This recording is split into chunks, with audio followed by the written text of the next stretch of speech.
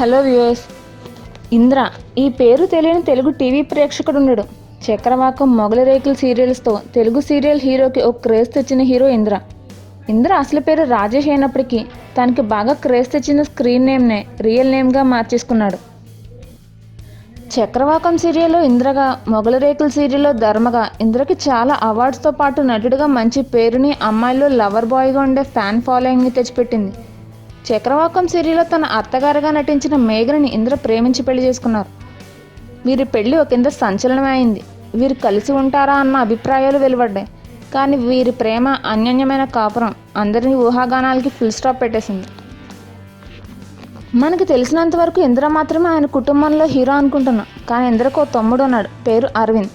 అరవింద్ సీరియల్స్లో కాకుండా సినిమాల్లో యాక్ట్ చేస్తున్నారు. అరుంధతి సినిమాలో ఫస్ట్ సీన్లో ఇన్విటేషన్ కార్డు ఇస్తూ మహల్కి వెళ్ళిన సుశీల అని అరిచే క్యారెక్టర్ గుర్తు ఉండే ఉంటుంది. అతనే ఇంద్ర తమ్ముడు.